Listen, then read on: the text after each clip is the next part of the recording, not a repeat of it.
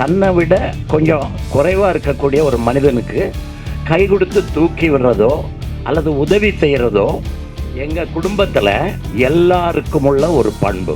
இதை தொடாத, இதை விட்டுட்டு, இதை அப்படி நிலைமை தான். ஆனால் இங்கே பார்த்தா என் பொண்ணு தொடாத இடமே இல்லை போல் இருக்கு. சமுதாயத்தில் நாம் தொட முடியாத இடத்துல இருக்கிறவங்க தொடுறாங்கன்றாங்க. சினிமாங்கிறது நமக்கு தேவையில்லாதது. தேவை இருந்துச்சு எப்போ அண்ணாவும் கலைஞரும் எம்ஜிஆரும் அதை மக்களுக்கு எடுத்து சொல்லும்போது, நல்ல கருத்துக்களை மட்டும் எடுத்து சொல்லும்போது அது தேவைப்பட்டது. நல்லது அல்லாததை சொல்கிறதுக்கான சினிமா நமக்கு தேவையில்லை. எனக்கு பெரியாரை தெரியும், பெரியாருடைய கொள்கைகளை, முக்கியமான கொள்கைகளை தான் தெரியும். ஆனால் இந்தளவு ஆழமாக போக தெரியாது. அந்த 64 இன்னைக்கு வரைக்கும் திடலில் நம்பிக்கிட்டு இருக்கேன். அப்போ எப்படா நெத்தியில் விபூதி வச்சுருக்கேன், குங்குமம் வச்சுருக்கேன்னு எல்லாரும் கேட்கலாம். இதுக்கும் அதுக்கும் சம்பந்தம் இல்லை.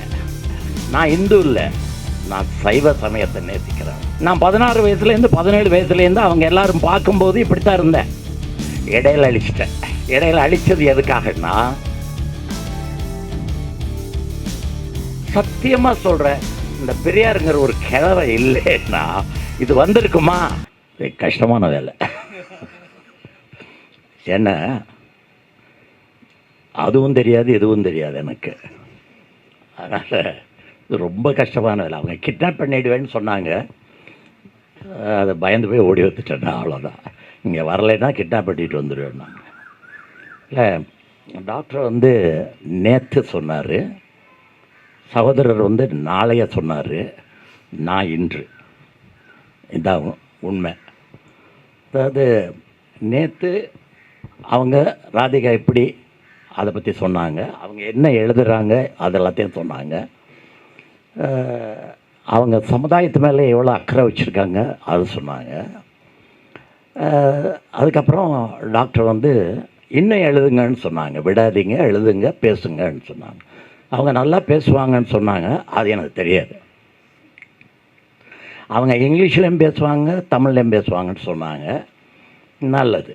ஏன்னா இந்த இங்கிலீஷ்லேயும் தமிழ்லேயும் ரொம்ப நல்லா பேசினாள் எனக்கு குருநாதர். அவர் யாருன்னா அவங்களுக்கு தெரியும், பேரறிஞர் அண்ணா.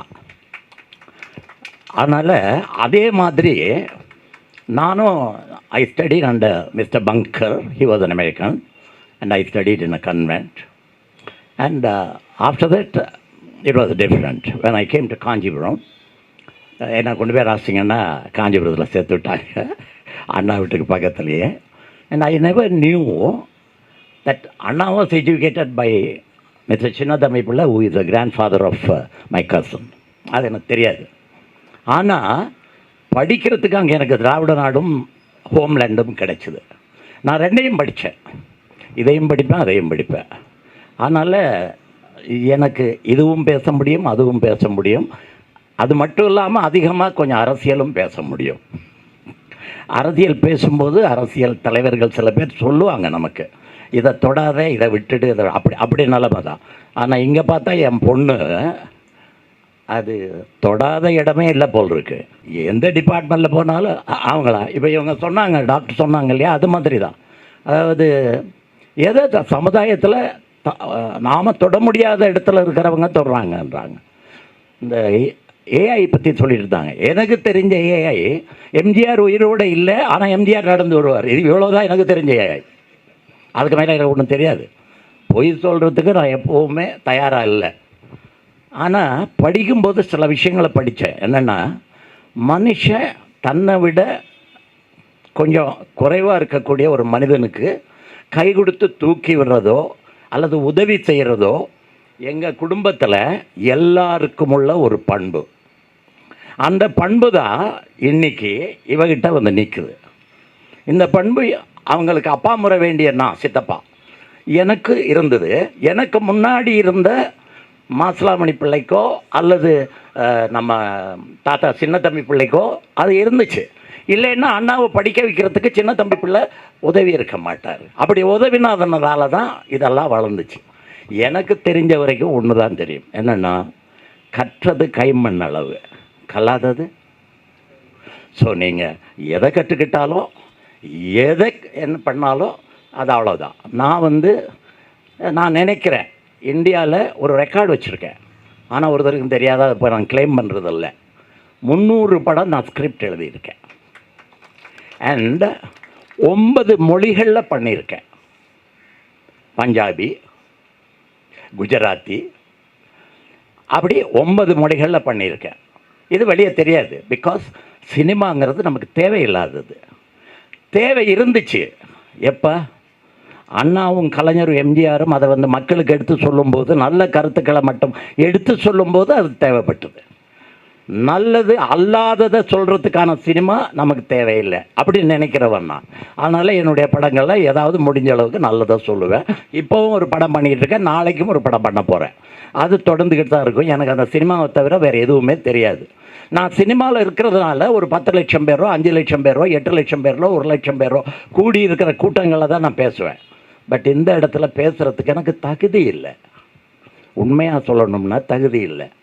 ஏன்னா எனக்கு பெரியாரை தெரியும், பெரியாருடைய கொள்கைகளை, முக்கியமான கொள்கைகளை தான் தெரியும்.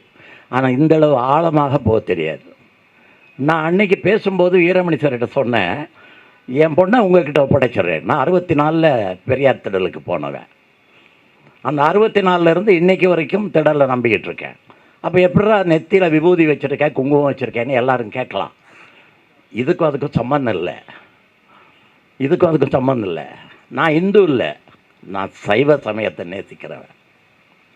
நான் சைவனாக வளர்ந்தவன். அந்த சைவ இதெல்லாம் எனக்கு பிடிச்சிருக்கு, நான் செய்கிறேன். இப்படியே தான் நான் திடலுக்கு போனேன்.